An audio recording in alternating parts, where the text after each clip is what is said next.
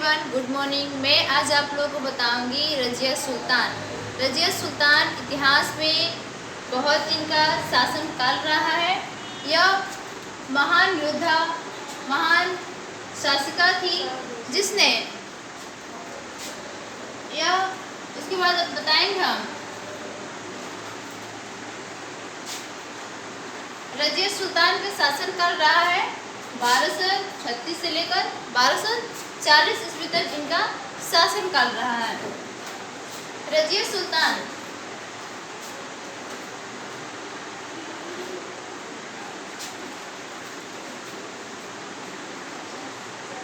रजिया जनता के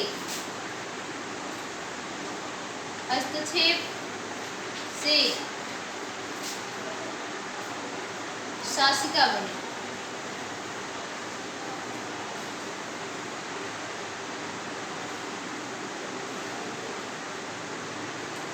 शासिका बनी। रजिया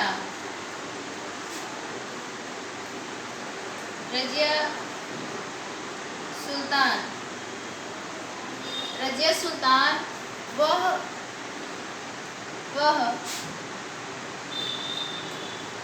पहली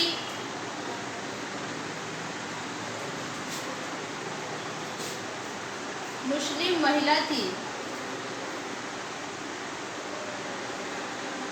वह पहली मुस्लिम महिला थी जिसने शासन के बागडोर को संभाली थी। जिसने शासन की बागडोर को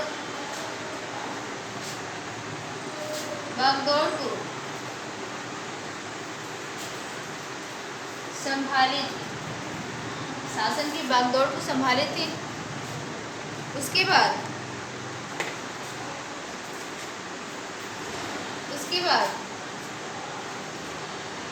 रजिया सुल्तान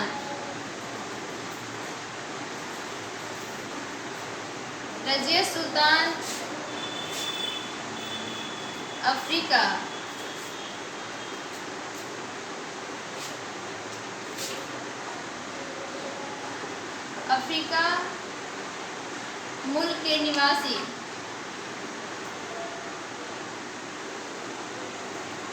अफ्रीका मुल्क के एक गुलाम जलालुद्दीन याकूत थे। जलालुद्दीन याकूत थे। इसने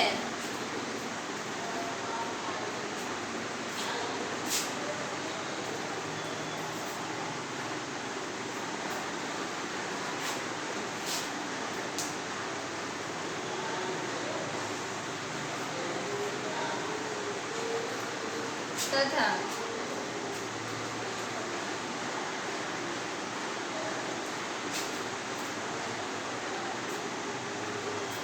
अमीर ए मुमलिकांत तथा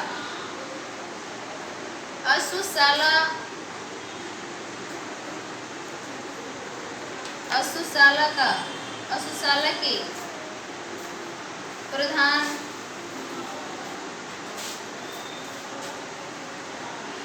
पद पर नियुक्त किए गए।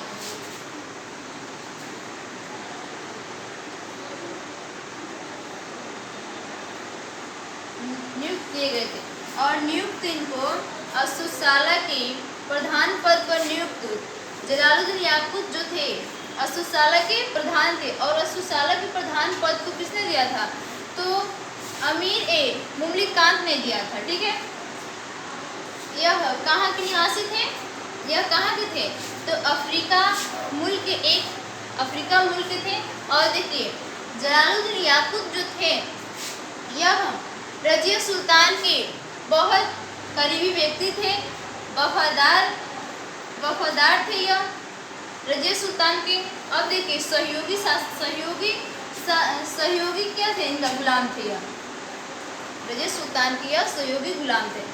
रजिया सुल्तान जनता के हस्तक्षेप से क्या बनी थी, शासिका बनी थी। यह पहली मुस्लिम महिला थी जिसने शासन की बागडोर को संभाली थी। ठीक है, उसके बाद देखिए रजिया सुल्तान गुलाम वंश के शासक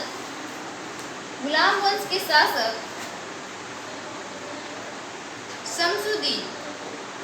देखिए गुलाम वंश के शासक कौन थे, तो शमसुद्दीन इल्तुतमिश, यानी कहा जाए कि इल्तुतमिश के पुत्री कौन थी, रजिया सुल्तान थी। और उनके 11 पुत्र थे। 11 पुत्र किनके थे, तो इल्तुतमिश के 11 पुत्र थे और एक पुत्री थी जिनका नाम था रजिया सुल्तान। और इनके पिता 11 पुत्रों को न देकर यह पद, सुल्तान का पद 11 पुत्रों को न देकर अपनी बेटी रजिया को दिया।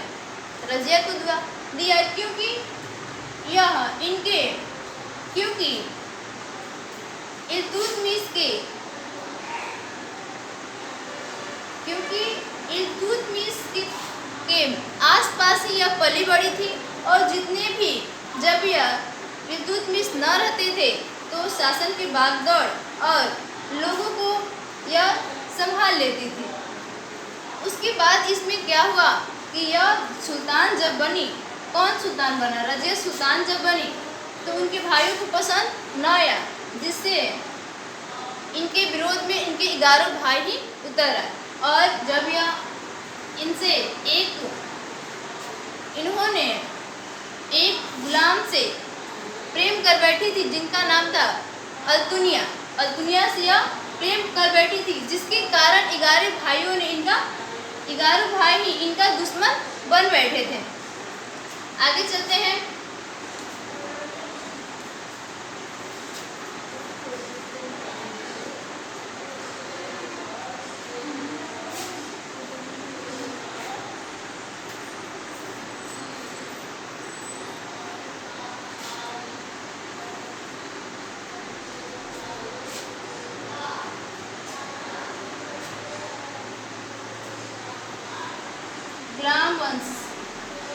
गुलाम वंश के शासक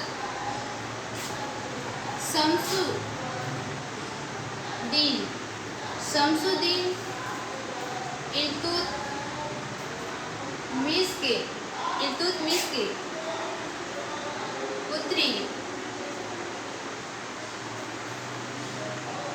रजिया सुल्तान थी। रजिया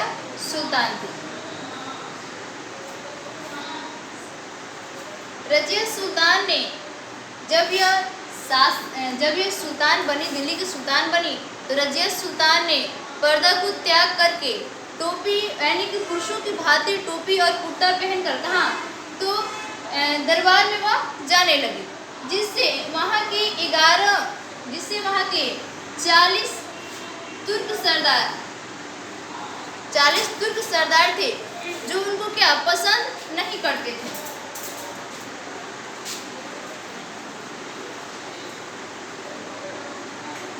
रजिया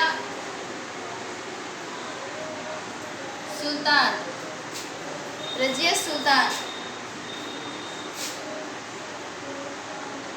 पर्दा को त्याग कर पुरुषों की भांति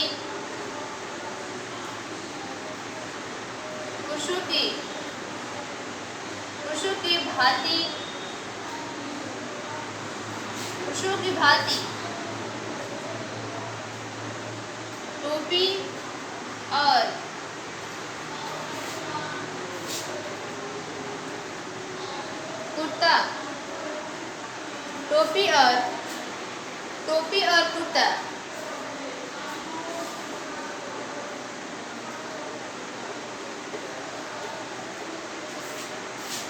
पहनने लगी।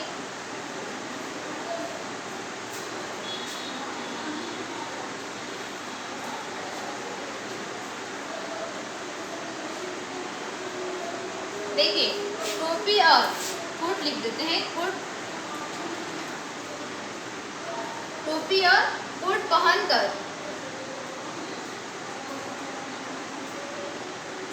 टोपी और कोट पहनकर वह दरबार में जनता के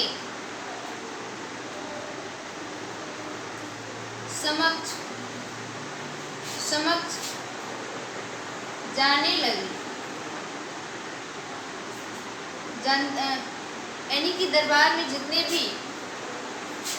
में जनता के सामने समक्ष हो क्या जाने लगे, तो पुरुषों की भांति टोपी और कोट पहनकर जाने लगी, जिससे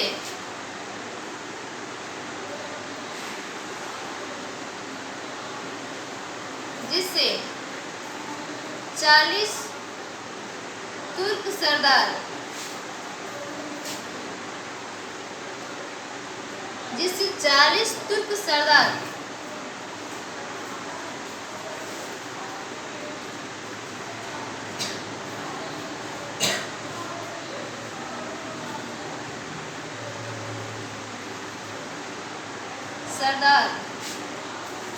उनको पसंद नहीं।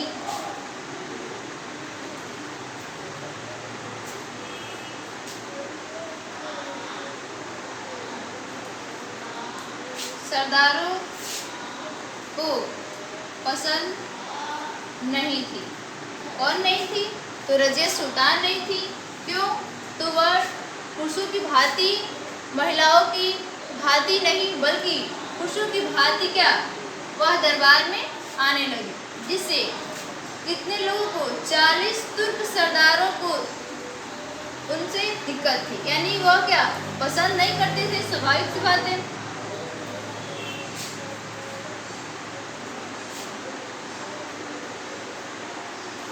अब देखिए, रजिया ने तबरहिंद के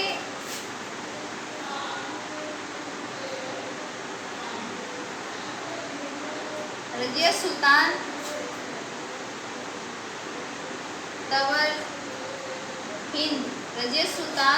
तबरहिंद में एक तदार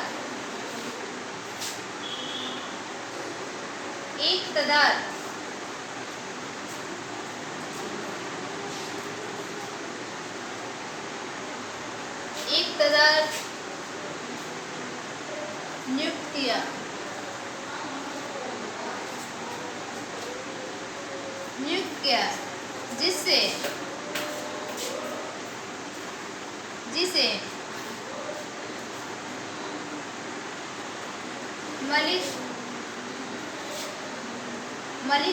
किया, जिसे मलिक अल दुनिया ने इनकार कर दिया।